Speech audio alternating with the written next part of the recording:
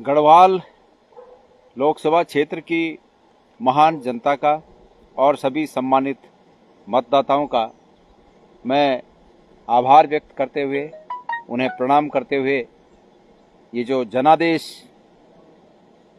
हमें दिया गया है उसको सहर्ष स्वीकार करता हूँ। मैं भारतीय जनता पार्टी के प्रत्याशी अनिल बलूनी जी को बहुत बहुत बधाई देता हूँ कि उन्होंने गढ़वाल लोकसभा क्षेत्र से जीत दर्ज की है और एक स्वस्थ राजनीतिक परंपरा होनी चाहिए। आपस के सौहार्द आपस में ठीक होनी चाहिए। आज ही सुबह मेरी उनसे मतगणना स्थल पर भेंट भी हुई, तो मैं उन्हें बहुत बहुत बधाई देता हूं। साथियों, ये निश्चित है कि चुनाव का परिणाम जो अपेक्षा थी उस अपेक्षा के बिल्कुल विपरीत रहा और ठीक है, जनता ने जो निर्णय किया है। मैं हमेशा, जब पत्रकार साथी मुझे कहते थे कि अब वोट पड़ गए हैं, आपको क्या लगता है कि क्या संभावना है जीत की, तो मैं हमेशा कहता था कि अब वोट पड़ गए हैं तो जो भी मतदाताओं ने जो अपना निर्णय सुरक्षित कर लिया है वो मत पेटियों में बंद है, ईवीएम मशीनों में बंद है और जब खुलेगा तो सबके सामने आएगा। वो सबके सामने आया। मैं इस बात की, मुझे निश्चित रूप में मेरे मन में ये बात रह गई कि मैंने एक बात कही थी कि दुनिया की सबसे बड़ी ताकत विचार की शक्ति होती है और मेरा आज भी मानना है कि जो मेरा विचार है, जिस विचार को लेकर मैं आगे बढ़ा, वो सत्य के बहुत करीब है, वो सच्चाई के बहुत करीब है। मेरे मन में थोड़ा इस बात को लेकर दुख जरूर है कि मैं उस विचार को लेकर अधिसंख्य लोगों के पास नहीं जा पाया।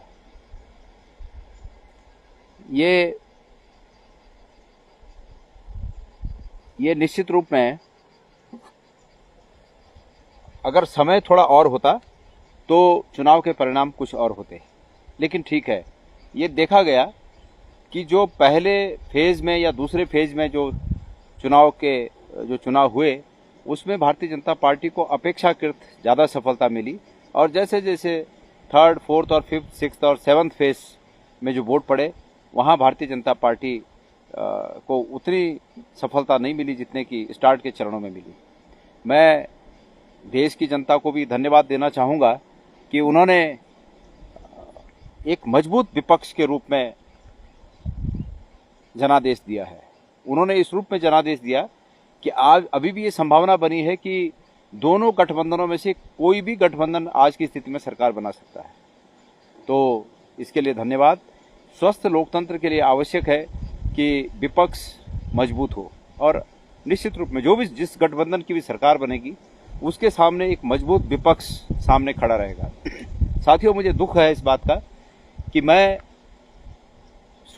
सोचा था कि मैं संसद में जाकर अंकिता भंडारी मामले में दोषियों को सजा दिलाऊंगा। मैं उस चीज़ को अब सड़कों पर ही लड़ पाऊंगा। मैंने सोचा था कि मैं अग्निवीर योजना को समाप्त कराऊंगा, लेकिन उस बात के लिए मैं सिर्फ सड़कों पर ही लड़ पाऊंगा। और राजनीति संघर्ष का दूसरा नाम है। हम इस संघर्ष को करते रहेंगे। कांग्रेस के तमाम मेरे साथी, उत्तराखंड के पूरे 5 लोकसभा सीट के तमाम साथियों को मैं धन्यवाद देना चाहूँगा कि उन्होंने मजबूती के साथ इस जंग को लड़ा और हमें इस बात की निश्चित रूप में तसल्ली है कि आज से 5 साल पहले हम जितने बड़े मार्जिन से हारे थे, अधिकांश लोगों को अब हम समझाने में कामयाब रहे हैं कि कांग्रेस आपके हित में है। ठीक है, हम तो पीछे रह गए, थोड़ा हार गए चुनाव, लेकिन ऐसा नहीं है कि हम चूक गए पूरी तरह। बहुत लोगों ने हमें साथ दिया और मैं उम्मीद करता हूं कि ये साथ और ये कारवां हमारा बढ़ता जाएगा। इस चुनाव में जैसे कि सभी जानते हैं कि राष्ट्रीय मीडिया ने पहले से एक नैरेटिव सेट करने की कोशिश की और हमारे उत्तराखंड में तो आप जानते ही हैं कि अधिकतर लोग बहुत भोले भाले लोग हैं, उस नैरेटिव में फंसते चले गए और ये नैरेटिव सेट करने की कोशिश इसीलिए की गई कि लोगों को फंसाया जाए। आपको याद होगा, पहले ओपिनियन पोल में यही बात थी कि एक तरफा जीत रही है, तो एक नैरेटिव सेट करने की कोशिश की गई। उसके बाद जो राष्ट्रीय मीडिया ने, मुख्य धारा की मीडिया ने बीच बीच में जिस प्रकार की खबरें चलाते थे, वो सब यही कोशिश थी कि एक नैरेटिव सेट हो जाए कि बीजेपी जीत रही है और उसमें हमारे भोले भाले लोग निश्चित रूप में फंसे। उसके बाद लेकिन इस बात का मुझे संतोष है कि स्थानीय मीडिया ने तटस्थ भाव से जो लोकतंत्र में विपक्ष को स्थान देना चाहिए वो स्थान हमें दिया। हमें अपने समाचार पत्रों में, अपने चैनलों में कहीं कहीं दिखाने की कोशिश की, क्योंकि विपक्ष का भी ये हक बनता है और वो हक स्थानीय मीडिया ने, हमारे जो पोर्टल चलाते हैं भाई लोग, उन्होंने, तमाम स्थानीय मीडिया ने वो स्थान हमें दिया और उसी का परिणाम है कि हम इस टक्कर यहाँ तक इस चुनाव को टक्कर में ला पाए। तो साथियों, कांग्रेस के हमारे तमाम कार्यकर्ताओं का धन्यवाद।